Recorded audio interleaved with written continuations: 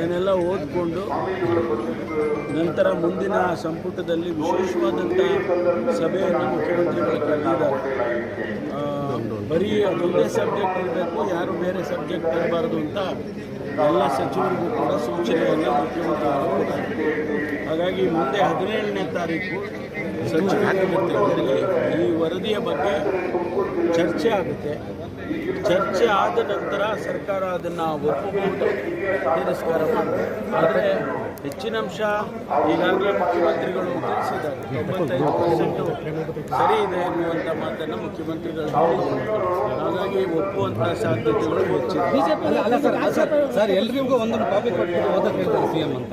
ಎಲ್ಲ ಸಚಿವರಿಗೂ ಕೂಡ ತಲುಪಿದೆ. ನಾನು ಓದ್ತಾ ಇದ್ದೀನಿ ಸರ್. ಇದಕ್ಕೆ ಬಿಜೆಪಿ ಅವರು ವಿರೋಧ ಮಾಡ್ತಾ ಇದ್ದಾರೆ.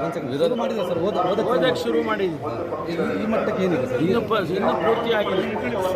ನೀವು ಓದಿರೋದು ಎಲ್ಲ ನೀವೇ ನೋಡಿದ್ದೀರಾ, ಮಾಧ್ಯಮದಲ್ಲಿ ಈಗಾಗಲೇ ಬಂದಿದೆ. ಯಾರ್ಯಾರ ಸಂಖ್ಯೆ ಎಷ್ಟಿದೆ ಅನ್ನೋದನ್ನು ಮಾಧ್ಯಮದಲ್ಲಿ ನೀವೇ ಪ್ರಕಟಣೆ ಮಾಡಿದ್ದೀರಾ. ಅದು ಹೆಚ್ಚಿನ ಅಂಶ ಸತ್ಯ ಇಲ್ಲ. ಬಿಜೆಪಿ ಇದಕ್ಕೆ ಆಕ್ಷೇಪ ವ್ಯಕ್ತಪಡಿಸ್ತಾ ಇದೆ ಸರ್. ಅದನ್ನು ಅವ್ರು ಮಾಡಲಿ, ಅವ್ರು ಮಾಡಲೇಬೇಕಲ್ಲ. ಇದು ಸಿದ್ದರಾಮಯ್ಯ ಮರಣ ಶಾಸನ ನೋಡಿ, ಎಷ್ಟು ವರ್ಷದಿಂದ ಇದು 2015 ಪ್ರಾರಂಭ, ಇಲ್ಲಿವರೆಗೂ ಸುಮಾರು 10 ವರ್ಷ ಆಯಿತು.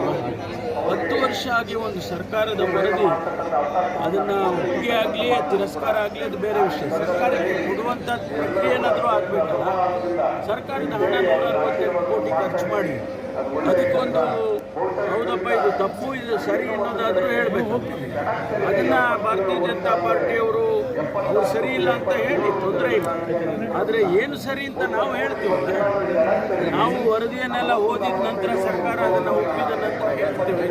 ಅದವರು ನಾನು ಇಂಡಿವಿಜುವಲ್ ಆಗಿ ನಾವು ಒಪ್ಪದೇ ಇರ್ಬೋದು, ಬಿಡದೆ ರೀತಿ ಯಾರು ಮಾಡೋಕ್ಕಾಗಲ್ಲ.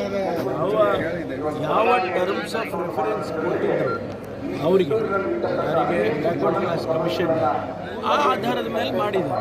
ಅಂದರೆ ಮನೆಗಳಿಗೆ ಅವ್ರು ಭೇಟಿ ಕೊಟ್ಟಿಲ್ಲ, ಎಲ್ಲೂ ಇಲ್ಲ. ಆದರೂ ಹೆಂಗೆ ಇವ್ರಿಗೆ ಡೇಟಾ ಸಿಕ್ತು? 37 ಲಕ್ಷ ಫ್ಯಾಮಿಲಿಗಳಿಗೆ ಮನೆಗೆ ಹೋಗಿ ಭೇಟಿ ಮಾಡಿ ಅವರ ಸಿಗ್ನೇಚರ್ ತಗೊಂಡು ಬಂದಿದ್ದಾರೆ.